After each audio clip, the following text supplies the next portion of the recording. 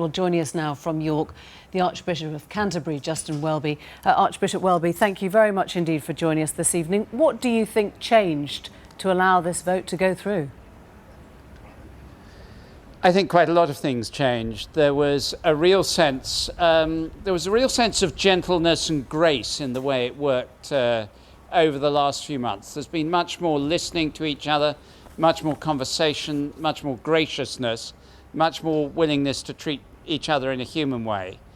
And that's been a major cultural change in the way the Church has worked. Do you think this will be transformative to the Church as a whole? Yes, I do. I think it will be transformative. I think there's two particular aspects to that. I'm delighted personally that we are going to ordain women as bishops. That's something I've been looking forward to very, very much, and it's hugely exciting. But at the same time, I'm aware that there are a lot of people who are going to be struggling with this. And I think you had one of them on your programme a few moments ago. And the two changes, one, we've made the decision to do it, but the second is that the way we're going to do it is to hold everyone together, to treat people as family, not as party groups in which you chuck out the people you disagree with. It's the opposite. To enable, we're committed to enabling everyone to flourish. That's really important. Let me ask you, because when you were putting forward the arguments, you said the general public would find it incomprehensible that we can't have women bishops. It's interesting that you talk about the general public. I'm wondering if you think that the Church is influenced by societal norms then. If society changes, the Church must. That's two questions. I mean, it's a very good question. I think to some degree, all churches are always influenced by the culture in which they live, because everyone who comes to the church is part of that culture. But it was very interesting to me today, listening to the very long debate, that it was essentially about theology more than about culture.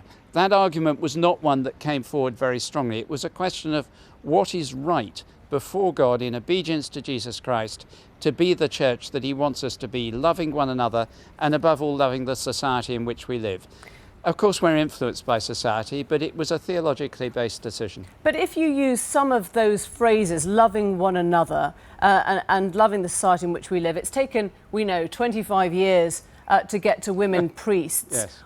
Will it be okay for a gay bishop to engage in a regular, active sex life in 25 years or sooner, using those same arguments you just put forward?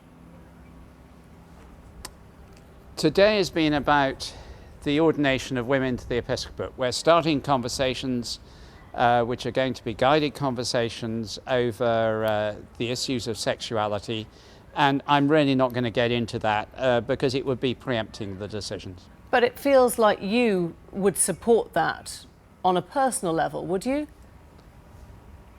As I say, I'm not going to get into it. I think we've got a long way to go as part of the guided conversations and no predetermined outcome. And I'm just quietly delighting in what's happened today in the affirmation of the ministry of women across the country in the Church of England, and in the fact that the Church has come together so well. I think a lot of people will have sympathy with your position on this, which you said was, you know, confused in its own way. When you're guiding those conversations, how are you guiding them? I think you once said, you know, the Church has not been good at dealing with homophobia. We've implicitly, even explicitly supported homophobia that demands repentance. So are we to read in, and I understand that today is about women bishops, but it's also about getting a sense of what is driving the Church forward and modernising the Church, if that's the right word, where you are guiding those conversations? The conversations are guided, I'm glad to say, not by me, but by the House of Bishops, by all those in the Church. It's something in which we're learning to treat each other better than we did. You asked what the change has been. The biggest change in the last 20 months has been the way we treat each other and the way we're learning to treat people we disagree with. Now, as we go forward with the discussion on sexuality, it's that quality of discussion of love and affection for one another that is going to be absolutely crucial. And of course it's difficult. Life is difficult. There's no point in pretending otherwise. There's disagreements. But it's wonderful when you get to an evening like this and there's a decision being taken and you can delight not just in the decision, but in the fact that it's been done well, and then face the challenge as we go forward of other decisions, discussions we have to have, but also the huge challenge of delivering what we've promised this evening, and above all of delivering the church in its ministry in the world. And the bishops are deeply, deeply committed to that. When people look to the church for leadership on the other issues that surround them, for example, not gay clergy, but gay marriage, is that somewhere that you feel you are arriving at too, that you could see gay marriage as being a positive way to live life? Well, as I've said a couple of times so far, and we can go on round and round this circle, this evening is really about what's been going on today. Sure. And I don't want to begin to preempt those discussions. Lord Carey said this weekend on the question of right to die or assisted dying that he thought we're in danger of putting doctrine before compassion. And I wonder if you feel that sometimes, again, going back to what society is looking for and the norms, whether the church feels held back by those dogmas and doctrines, when you yourself have said it's agonising to watch somebody in pain die? It's actually... Lord Carey is absolutely entitled to speak. It's a major debate going on. He's helped turn that into a much higher profile debate, and that's a very, very good thing, because this is a hugely important question for many of us. And like myself, in my own personal experience, as well as my experience as a priest, like loads of friends we've all got, you've probably got, that we've all had this experience of dealing with people who have the most severe illness and near the end of their life. This isn't a question of doctrine, it's a question of compassion. Lord Carey said it was compassion for the particular person dying.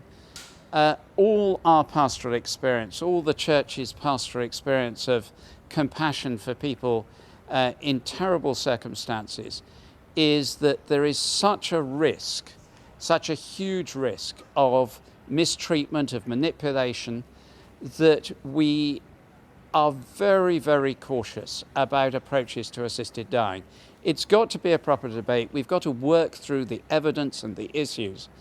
But as I wrote over the weekend in one paper, that this is not a difference between one group of people with a hard line of doctrine and another group of people who are saying we've got to be compassionate.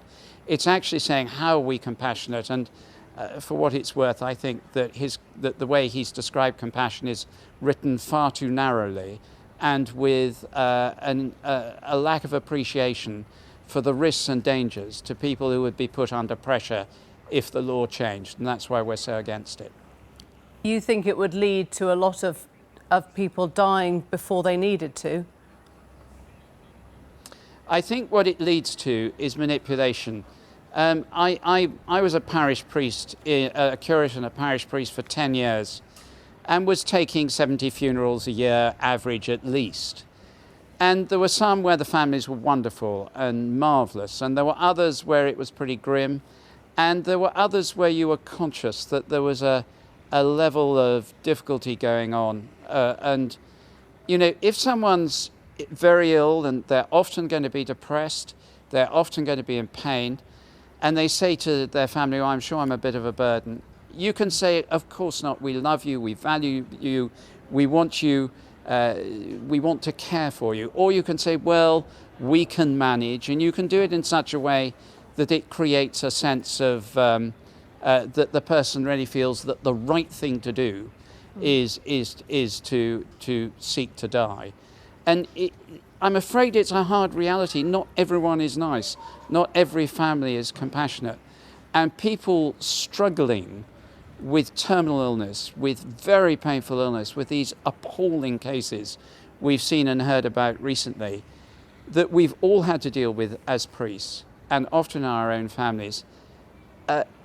I was Yeah. talking to a bishop the other day who was saying it would have put him under so much pressure. Archbishop Welby, it's very good indeed to talk to you. Thank you very much indeed. Thank you, Emily, very much.